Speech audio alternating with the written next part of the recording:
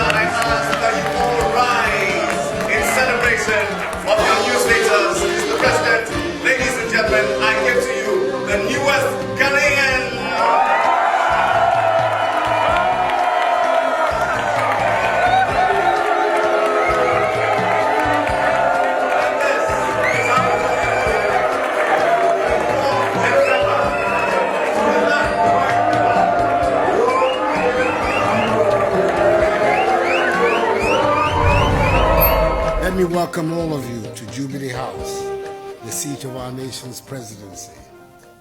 We're gathered here this evening to confer Ghanaian citizenship on 126 of our kith and kin from the African diaspora who have lived with us for many, many years. In several cases, it has been long awaited. And on behalf of the government and people of Ghana, I say a big aiko to each one of you. We recognize our unique position as the location for 75% of the slave dungeons built on the west coast of Africa, through which the slaves were transported. That is why we had a responsibility to extend a hand of welcome back home to Africans in the diaspora.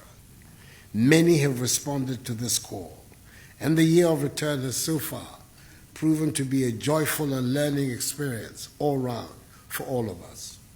Together, we have reaffirmed our determination that never again should the African peoples permit themselves to be subjected to such dehumanizing conditions, sold into slavery, and have their freedoms curtailed in order to build up forcibly countries other than their own and create wealth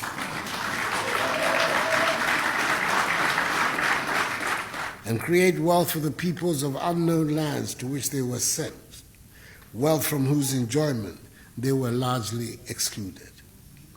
Your decision to take up Ghanaian citizenship means you've agreed to respect and abide by the laws of Ghana and live in accordance with the tenets of Ghana's constitution.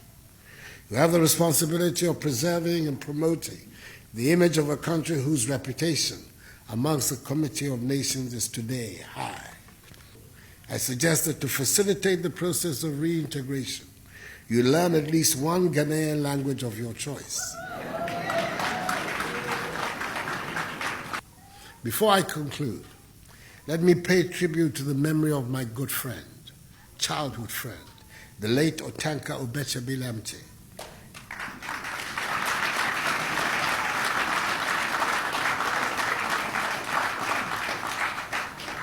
Jake, to others, who was Minister for Tourism and Diasporan Relations under the government of the second President of the Fourth Republic, the outstanding Ghanaian statesman, His Excellency John Agyekum Kufuor, championed the cause for the return of descendants of the slave trade to their homes of origin.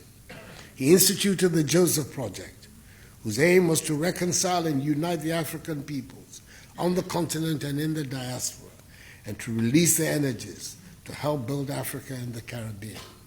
This ceremony would be a happy moment for him.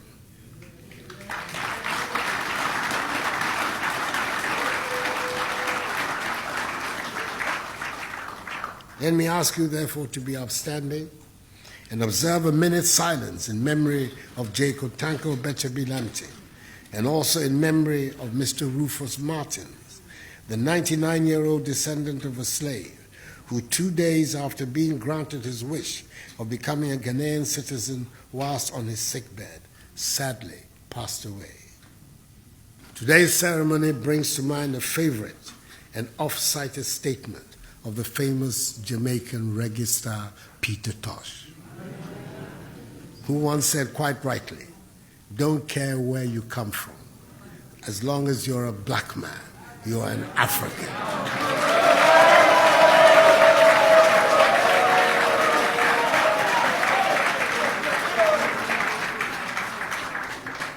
On behalf of the government and people of Ghana, I congratulate you once again on resuming your identity as Ghanaians, and I wish you well. Akwaba, as you know, is our word of welcome. May God bless us all in our homeland, Ghana, and make her great and strong. I thank you.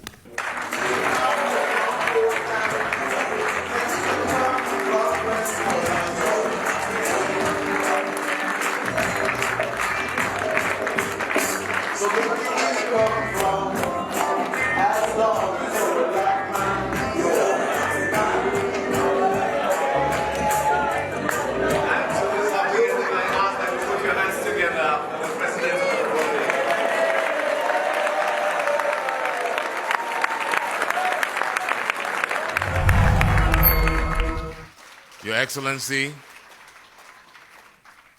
I cannot say the heaviness that is upon me now. It's a great responsibility to try to put into words the emotions that are being felt by this family that's just been re-enfranchised back to the land of their ancestors.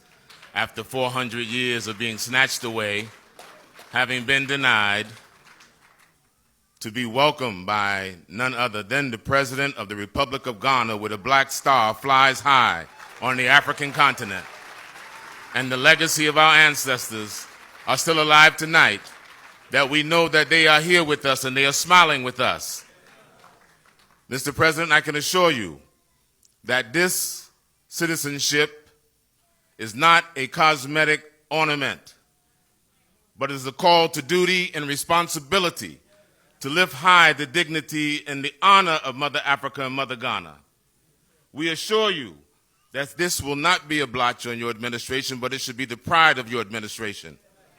There have been over 100 events and still more to come in this year of return.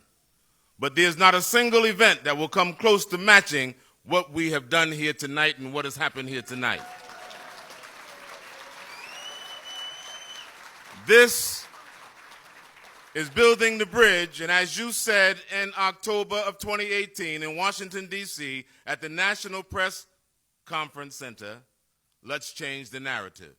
Mr. President, this is an indelible signature in your tenure of administration as president, and you have set the pace to change the narrative. It is up to all of us to do the work, but you have set the standard, and we are very much appreciative of this standard. We know that those of us here tonight, this 126, we represent that in thousands and millions of those whose eyes and heart and spirit are with us here tonight, watching this ceremony, hoping on this ceremony, because we become the symbol of all of that hope, that Mother Africa would open up her arms and stretch them out and say to her hundreds sons and daughters that you are welcome home, you are welcome home, and you are welcome home.